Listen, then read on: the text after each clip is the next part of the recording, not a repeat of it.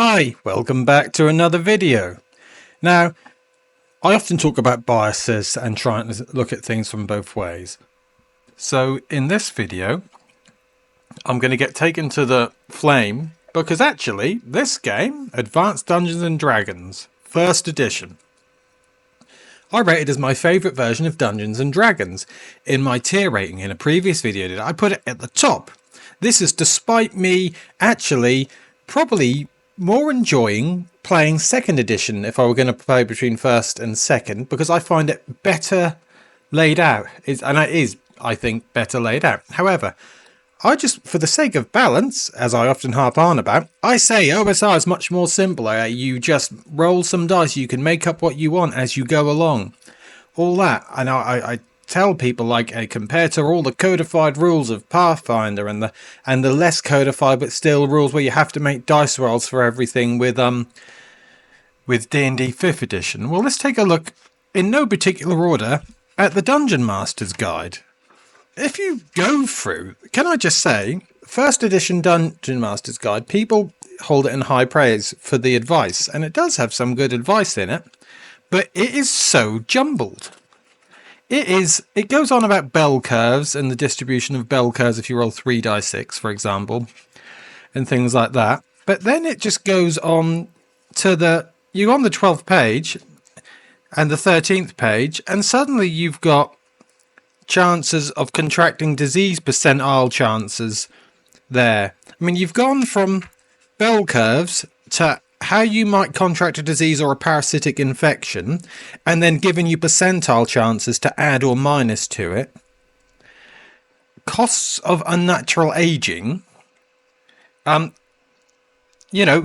This goes into so much detail. It tells you about nose and throat infections and respiratory diseases, urinary UTIs, urinary tract infections sort of things, cardiovascular renal infections, and what should happen in each of these cases. That's bloomin' detailed.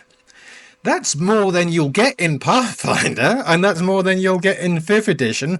That is really, really, really detailed, and to me, that's a bit much. And then you get the Assassin Spying Table, which apparently doesn't seem to be on the player's book, but it's here. Chance of success according to spying, which is just randomly spliced in there. Then you've got spy. Then if the spy does fail, then you've got a dice score that you can roll, a D100, to see what happens to the spy. This is just on the 19th page, just randomly put in there.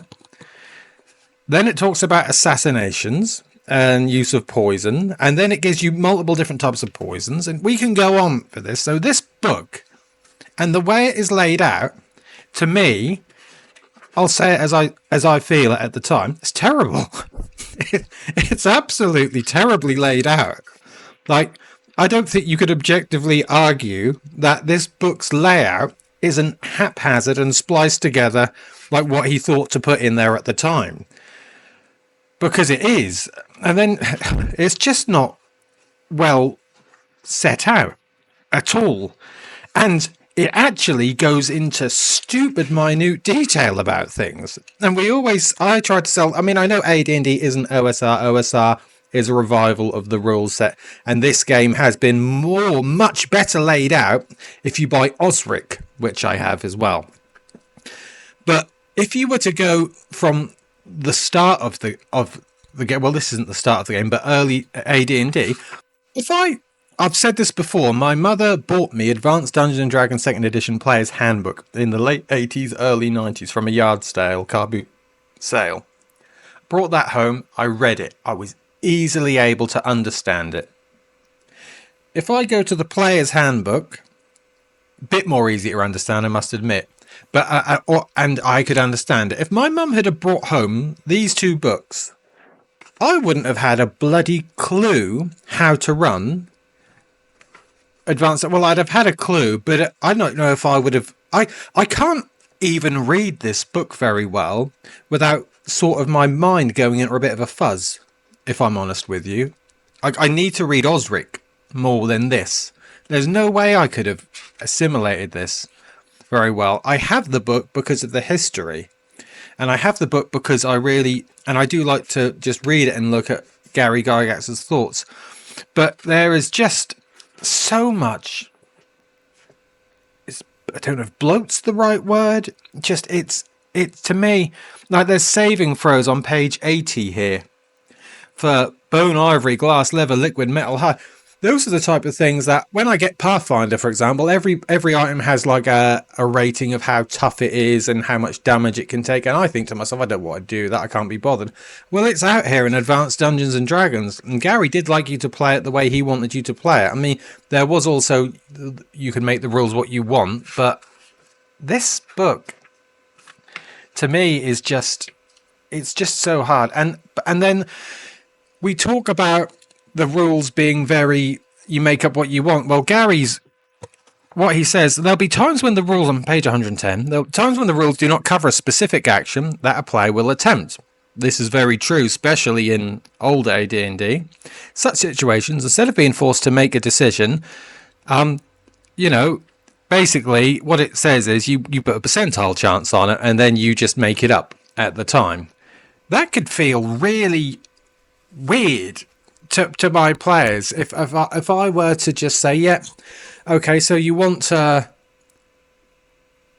a group, the thief has a percentile chance to sneak, so I'm going to assign a percentile chance to the group. You might understand that, but to put a percentile chance on strength, or just roll just to roll a boulder out of the way, or a percentile chance on a charisma check. Well, what if they've got high charisma? Where there's no. I've moaned about new games being too codified. This game just, I feel, gives you not very good guidance on how to run a game of Advanced Dungeons and Dragons. And I know people did, and I know you may be sat there thinking, well, I run my game. You just didn't understand it. But what I will reiterate is 2nd edition Advanced Dungeons and Dragons is very similar in the game. It's a tidying up of the rules. Of course, there are differences. But 2nd edition is very similar engine. And I could understand that at 10, 11 years old, like that. Like literally like that. It was easy. And then I went on to the basic D&D afterwards, and then back to AD&D and basic D&D 2nd edition and the BECME version in the 80s and 90s. And I could understand it like that. At the time, a man in his 40s right now, this book just switches me off. It really does. It's got all the things you need in it to run the game, I would say. But they're so haphazardly put together that if you ran this game in the 70s, my hats are off to you. My hats are utterly off to you. Because, my God, there's so much bloat in this book. And I can't honestly read it properly. I mean, I know it's not meant just to be like a normal book read from cover to cover, but it's no good. It's just no good. And I don't get how people manage to play it.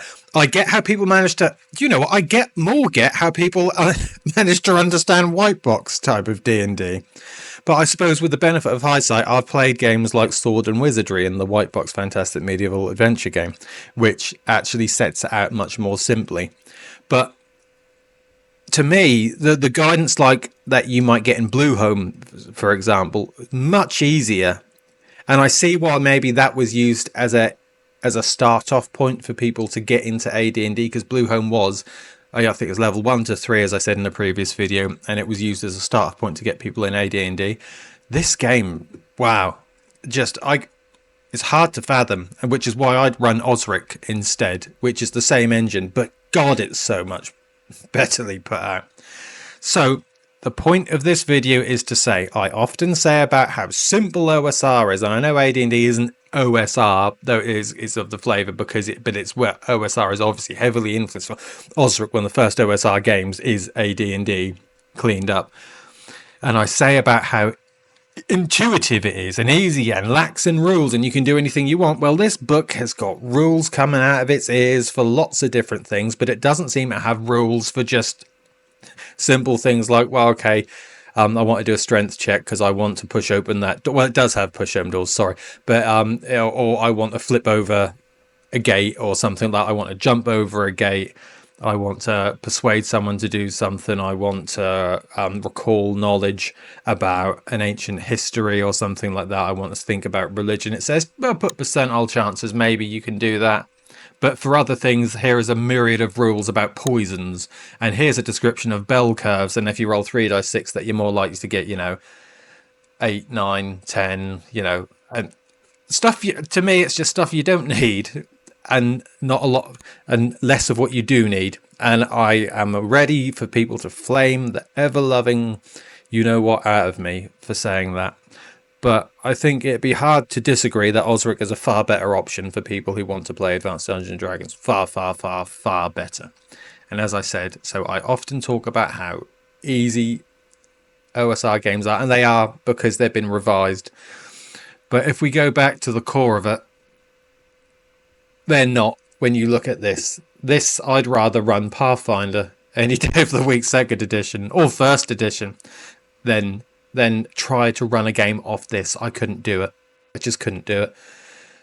Anyway, that's my thoughts. So that was a pretty negative video, I must say, about Advanced Dungeons and Dragons. And I do apologise. And disclaimer, I do love Advanced Dungeons and Dragons, and I would play it any day of the week. And I would run it as Osric, but I'd call it Advanced Dungeons and Dragons. This book, no. Anyway, those are my thoughts. Please let me know what your thoughts are. I'll try and do a more positive one next time. Sorry for for blasting this book. I do love it. I love the sanctity of it and all of that. But it's just... no. Anyway, take care. All the best to you, and I'll catch you next time. Bye-bye. Oh, and please remember to like and subscribe if you can. Really does help. That's if you want to after I've just flamed this book. Anyway, take care. Bye-bye.